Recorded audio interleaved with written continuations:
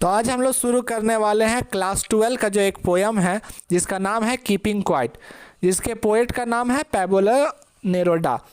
तो इनका नाम जो पैबलो नेरुदा जो है ना, इनका ये पेन नेम है, यानी जब ये लिखते हैं तो लोग इनको पैबलो नेरुदा के नाम से जानते हैं, मगर इनका असली जो नाम है वो रिचार्डो रेज बैस्लोटा है। ठीक है, तो आइए हम लोग इसका जो लिखा हुआ पोयम है उसको हम लोग समझते हैं। पहला स्टांजा में पोएट बोलते हैं कि अब जो है ना हम 12 तक गिनना शुरू करते हैं और हम लोग सबको क्या कर जाना है पता है, सबको एकदम बिल्कुल शांत हो जाना चाहिए, एकदम सब मतलब बिल्कुल भी कुछ ना बोले, ये पोएट बोलते हैं।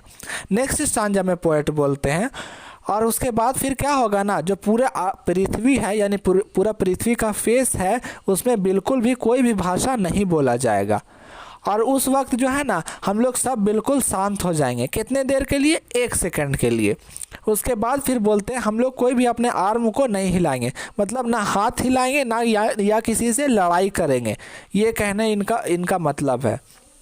नेक्स्ट स्टांजा में बताते हैं कि ये जब मूवमेंट होगा ना तो वो एग्जॉटिक मूवमेंट होगा, यानी जब हम लोग सब खामोश रहेंगे कुछ बोलेंगे नहीं तो वो एक एग्जॉटिक मूवमेंट होगा। उसमें क्या होगा कि एग्जॉटिक मूवमेंट किसको बोलते हैं? एक बहुत ही एक्सट्रीम ब्यूटीफुल मूवमेंट को।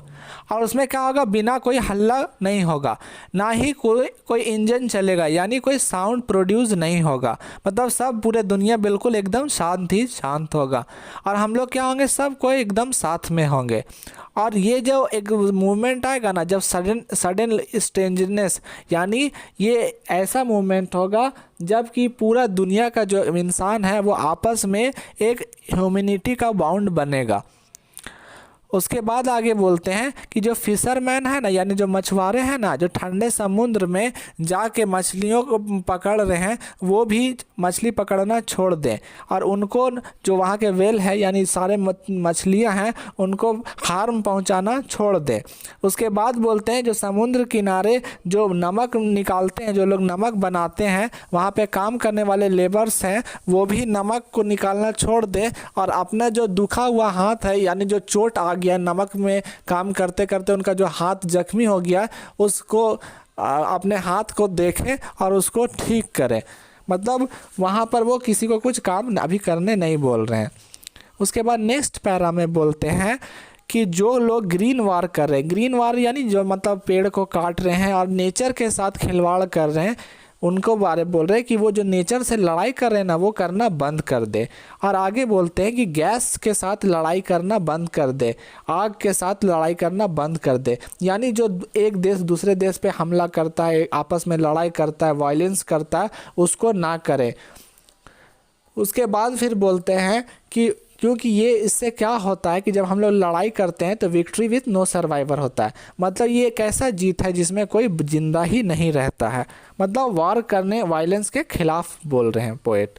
और उसके बाद बोलते हैं हम लोगों को क्या करना चाहिए कि सबको साफ़ सुथरा कपड़ा पहन लेना चाहिए, यानी शराफत का लिबास पहन लेना चाहिए, जो ऐसा ड्रेस पहन लेना चाहिए जो कि शांति वाला हो, मतलब लड़ाई ना हो। और हम लोग को अपने भाइयों के साथ मिलजुल कर रहना चाहिए, उनके साथ चलना चाहिए, ये पोएट कहते हैं। उसके बाद फिर आगे पोएट बोलते हैं कि इससे कोई जो है ना कंफ्यूज ना हो कि हम जो है ना ऐसा बोल रहे हैं कि एकदम शांत हो जाओ, इसका मतलब ये कतई नहीं है कि हम सबको मर जाने के लिए बोल रहे हैं, वो बोलते हैं हम मरने के लिए नहीं बोल रहे हैं। और उसके बाद आगे बोलते हैं लेकिन हम हल्ला और आपस में लड़ने के लिए नहीं बोल रहे हैं, लेकिन मेरा जो मतलब है ये कतई ऐसा मतलब नहीं है कि सब कोई मर जाओ।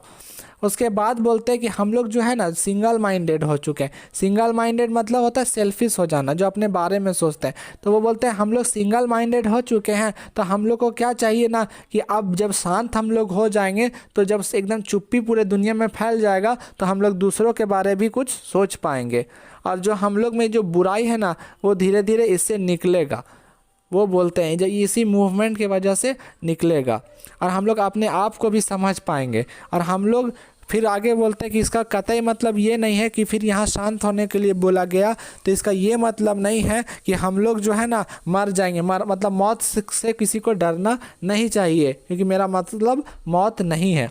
उसके बाद आगे बताते हैं लास्ट सेकंड स्टांजा में कि perhaps of the earth can teach us, और उसके बाद फिर बताते हुए इस स्टांजा में कि किस तरीके से एक अर्थ से हम लोग को सीखना चाहिए कि जब कोई बीज को जब देखोगे तो बीज को जब हम लोग डाल देते हैं, जो कि पहले लगता है बीज क्या है, ये एक मरा हुआ चीज़ है, नॉन लिविंग थिंग है, मगर जब हम लोग उसको अर्थ के अंदर डाल देते हैं तो मिट्टी उसको एक फिर से एक जन्म दे देता है, उसको एक लाइफ दे देता है। तो हम लोग को इस तरीके का एटीट्यूड रखना चाहिए दूसरों के प्रति। उसके बाद फिर लास्ट स्टांजा में बोलते हैं कि अब मैं जा रहा हूँ 12 तक गिनने और सब कोई बिल्कुल एकदम शांत हो जाना, और ठीक है अब मैं जा रहा हूँ। तो ये यहाँ पर ये पोयम को ख़त्म हो जाता है।